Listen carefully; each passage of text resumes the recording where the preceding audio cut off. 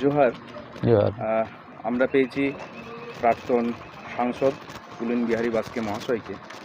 আমরা সবাই জানি সাম্প্রতিক বাসুদেব আচার্য মহাশয় পরলোক গমন করেছেন। তিনি আদিবাসীদের জন্য,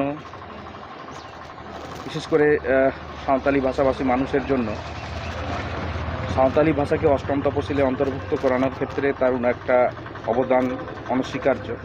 তো পুলিন বিহারী বাবুর কাছে আমরা জানব, উনিও একজন সাংসদ ছিলেন, উনি বাসুদেব বাবুর কর্মকাণ্ড সম্পর্কে এবং উনাকে যেভাবে দেখেছেন সে সম্পর্কে একটু ওনার কাছ থেকে একটু জেনে নেন। হ্যাঁ, নমস্কার। এটা ঠিকই অত্যন্ত দুঃখের এবং বেদনার, যা খুব সম্প্রতিকালে বাসুদেব আচার্য উনি প্রয়াত হয়েছেন। উনি যে নজির এবং দৃষ্টান্ত স্থাপন করেছেন, দীর্ঘদিন ধরে পার্লামেন্টে ছিলেন। আমি যখন পার্লামেন্টে থাকি তখন আমরা খুবই জুনিয়র, তা সত্ত্বেও আমরা একটা টার্ম আমি ব্যক্তিগতভাবে ওনাকে পেয়েছি 2009 থেকে 2014। আমিও সাংসদ ছিলাম ঝাড়গ্রাম থেকে, আদিবাসী অধ্যুষিত এলাকা থেকে কিংবা ঝাড়গ্রাম এসটি সিট থেকে।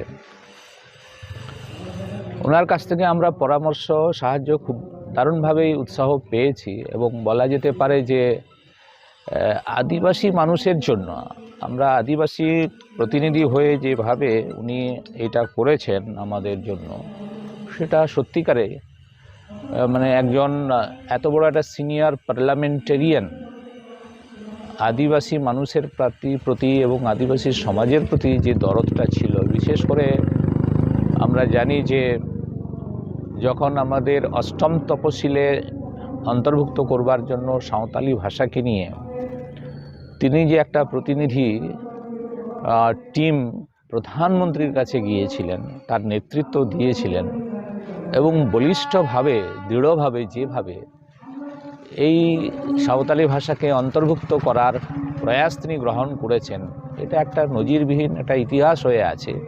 যদিও সেই সময় আমরা ছিলাম না, কিন্তু হচ্ছে যে উনার উৎসাহে, উনার যে সুদক্ষ নেতৃত্বে এইটাকে যে আমরা পেলাম কিংবা হচ্ছে যে অষ্টম তপশিলে অন্তর্ভুক্ত হলো, এইটা অত্যন্ত গৌরবের কাছে এবং দীর্ঘদিন ধরে উনার আমাদের হৃদয়ে, আমাদের মনে প্রাণে, আদিবাসীদের হৃদয়ে মনে মনে উনি থাকবেন।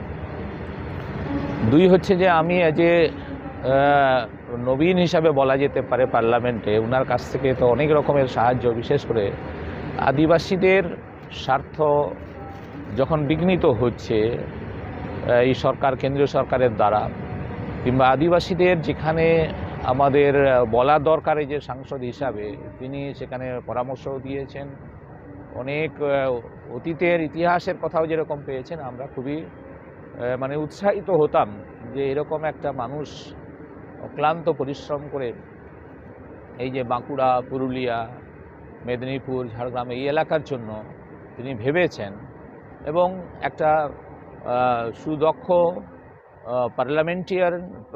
পার্লামেন্টেরিয়ান হিসাবে তিনি নিজেকে প্রতিষ্ঠিত করেছেন। এবং আজকে ওনার প্রয়াণে আমরা খুবই আশাহত কিংবা হচ্ছে খুবই আমরা ব্যথিত, খুবই আমরা মর্মাহত।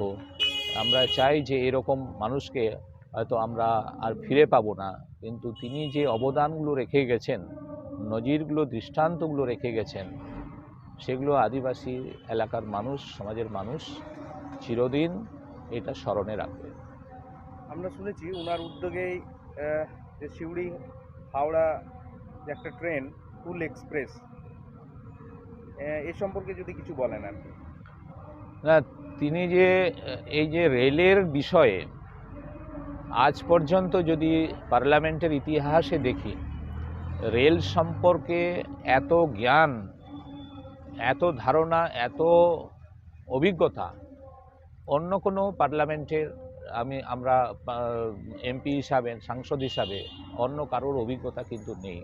তিনি দীর্ঘদিন ধরে রেলের স্ট্যান্ডিং কমিটির চেয়ারম্যান ছিলেন এবং গোটা রেলের যে সামগ্রিক পরিকল্পনাটা যেটা হয়েছে, সেই পরিকল্পনার ভিত্তিতে, দূরদর্শিতার ভিত্তিতে কিন্তু এখনও রেল চলছে এবং সেই জন্য নতুন নতুন ট্রেনের যে নামকরণ হুল এক্সপ্রেস, আসলে আদিবাসী মানুষের এইটা আমরা সিধু কানুর যে সংগ্রামটা 1855 সালে যে হুল বিদ্রোহ করেছিলেন, এই বিদ্রোহটাকে হুল বিদ্রোহ তার নামে নামাঙ্কিত, এই হুল বিদ্রোহটা নামে উৎসর্গ করেছিলেন, একটা ট্রেনকে নামকরণ করেছিলেন।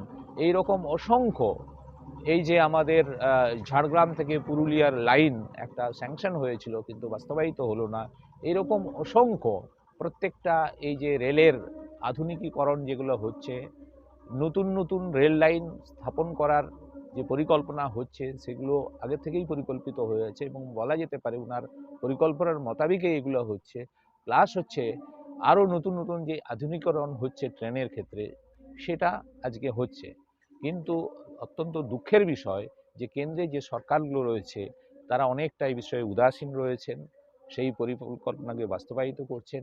বরঞ্চ সেটা দেখা যাচ্ছে এই রেল আমাদের জাতীয় সম্পদ, তাকে বিক্রি করে দেওয়ার জন্য, প্রাইভেটাইজেশন করবার জন্য এই ধরনের পদক্ষেপগুলো বর্তমান কেন্দ্র সরকার তারা গ্রহণ করছেন। এটা অত্যন্ত দুঃখের এবং আমাদের গোটা দেশের মানুষের কাছে এই সম্পদটা যেভাবে আমাদের বেসরকারি হাতে চলে যাচ্ছে, সেটা অত্যন্ত বেদনার বলা যেতে পারে, ক্ষতিরও বলা যেতে পারে। এইটা হচ্ছে যে আমাদের সম্পদ এইভাবে হারিয়ে যাচ্ছে, বেসরকারিকরণ হচ্ছে।